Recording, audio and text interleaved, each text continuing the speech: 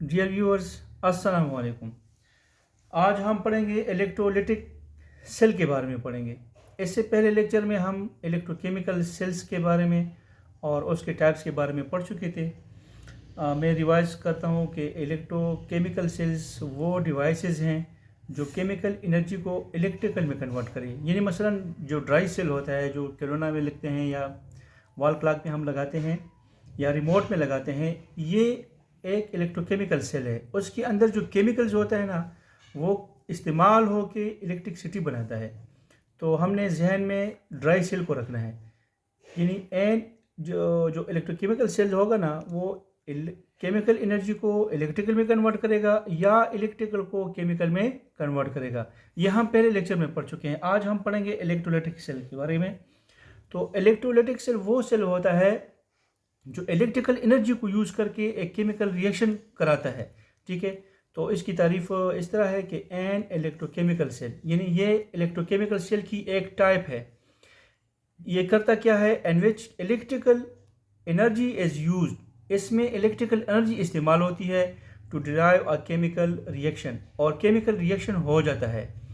इस called an electrolytic cell, यानी an electrochemical cells in which electrical energy is used to derive a chemical reaction is called an electrolytic cell। यानी electrolytic cell बिजली इस्तेमाल करके chemical reaction कराएगा। अब इसका जो स्ट्रक्चर है, इसके स्ट्रक्चर में ये सिंपल सी ये डायग्राम है हमारे पास। इसमें ये हमारे पास डायग्राम है। ये एक बर्तन है, वेसल है। ठीक है, इसके अंदर ये जो यहाँ से लिक्विड नज़र आता है, ये इलेक्ट्रोलाइट होता है। इसमें दो इलेक्ट्रोड्स होते हैं, एक ये इलेक्ट्रोड्स हैं, ये कैथोड है माइनस, एक ये है, और एक बैटरी, ये बैटरी। ये तीन चीज़ें होती हैं। एक बर्तन होता है जिसमें इलेक्ट्रोलाइट होता है, दो इलेक्ट्रोड्स होते हैं इनर्ट इलेक्ट्रोड्स, एक इलेक्ट्रोड ये है, एक इलेक्ट्रोड ये है, और तीसरी जो चीज़ होती है वो क्या है, वो बैटरी है। तो इसका स्ट्रक्चर जो है, इसके स्ट्रक्चर के बारे में हमारे पास ये है कि ये इसमें तीन चीज़ें हैं।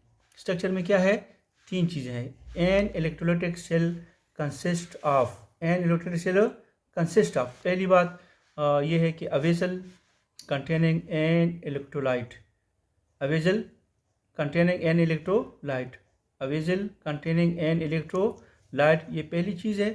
दूसरी चीज़ है टू इनर्ट इलेक्ट्रोड्स, और तीसरी चीज़ क्या है, बैटरी है। यानी इलेक्ट्रोलाइटिक सेल तीन चीज़ों पे मुश्तमिल होता है। इलेक्ट्रोलाइटिक सेल तीन चीज़ों पे मुश्तमिल होता है। अब ये फंक्शन कैसे करता है, इसकी फंक्शन आप देखें। फंक्शन में हम ये देखते हैं कि जब इलेक्ट्रोलाइट, ये इलेक्ट्रोलाइट है, जब ये इसमें हम डाल लेते हैं सोल्यूशन में, तो ये हल हो के दो चीज़ें बनती हैं। एक जो हेलोजेंस होते हैं ये माइनस हो जाते हैं, एक्स माइनस आयन बन जाता है, और मेटल जो होता है वो एम प्लस आयन बन जाता है। तो माइनस आयन जो होते हैं ये प्लस की तरफ जाते हैं, ये ठीक है, ये एनायंस। ठीक है, एनायंस जो है ये किसकी तरफ जाते हैं, एनोड की तरफ जाते हैं, और ये जो कैटायंस है ये कैथोड की तरफ जाते हैं। ये बात हमने याद रखने के लिए मैंने यहाँ एक तो फार्मूला लिखा है, ये आपने जहन में बैठाना है कि एनायंस एनोड, एनायन ऐसे शुरू होता है, एनोड भी ऐसे शुरू होता है। तो एनायंस जो होंगे वो एनोड की तरफ जाएंगे, और कैटायन जो होंगे वो किसकी तरफ जाएंगे, कैथोड की तरफ। यानी एनायन एनोड्स, कैटायन और कैथोड। ये बात हमने जहन में इस तरह बिठानी है कि एनायन एनोड्स की तरफ और कैटायंस कैथोड की तरफ सफ़र करेंगे। तो ये अब डायग्राम में भी हम देख सकते हैं। इसके बाद ये जो इसका मैकेनिज़्म है, ये जो हम फंक्शन पढ़ेंगे तो वो यूँ है कि द फिगर शोज़, ये फिगर हमने देख लिया है। ये देखो ना, इस फिगर देखें, इसमें इलेक्ट्रॉन जा रहे हैं, एनोड से जा रहे हैं, वायर में एक्सटर्नल सर्किट है, इसमें बाहर जा रहे हैं और कैथोड की तरफ आते हैं। और यहाँ कैथोड पे जो है ना, ये जो मेटल है पहले से मौजूद है, ये इलेक्ट्रॉन ये जज़ब कर लेगा तो ये सिर्फ एम बन जाएगा। ठीक है, तो आप देख लें, the figure shows that electrons move from anode to cathode in the outer circuit. ये जो बातें मैंने उर्दू में बताई हैं कि यहाँ से इलेक्ट्रॉन जाते हैं तो आउटर सर्किट में जाते हैं और कैथोड की तरफ आते हैं, तो ये इंग्लिश में हम यूँ पढ़ेंगे कि the figure shows that electrons move from anode to cathode in the outer circuit। ठीक है, अब सोल्यूशन जो है, इसके अंदर जो सोल्यूशन बनता है, सोल्यूशन में क्या होता है, ये जो सोल्यूशन बना है ना, इसमें दो सोल्यूशन में दो आयन्स हैं, एक कीटाइंस ये प्लस और एक एनाइंस है। तो सोल्यूशन में क्या कहते हैं कि in the solution the cations move towards cathode, cations cathode की तरफ चले जाएंगे एंड एनाइंस टुवार्ड्स एनोड। ये दूसरी बात हो गई। मैकेनिज्म में दो बातें हो गई। पहली बात ये हो गई है कि figure shows that electrons move from anode to cathode in the outer circuit, पहली बात। दूसरी बात ये है कि in the solution the cations move towards cathode and anions towards anode. अच्छा, तीसरी बात यह है कि जब ये एनाइंस एनोड पे आते हैं ना, तो यहाँ रिडक्शन होगी, यहाँ ऑक्सीडेशन होगी।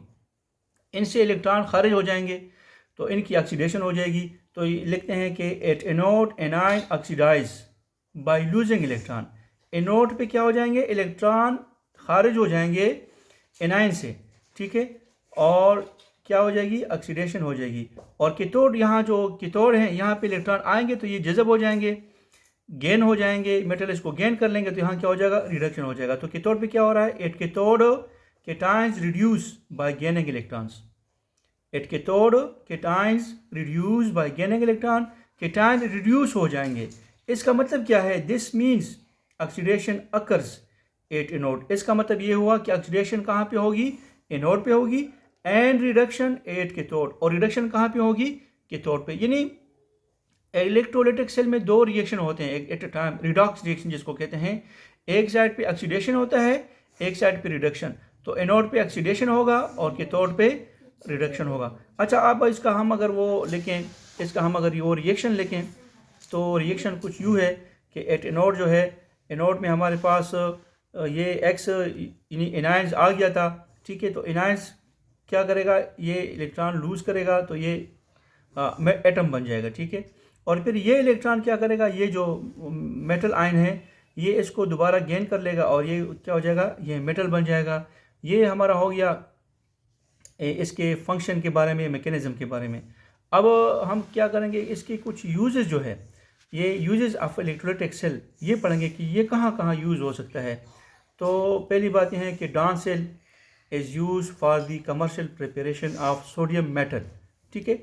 डांस सेल जो है ना, इससे हम क्या तैयार कर सकते हैं, हम सोडियम मेटल तैयार कर सकते हैं।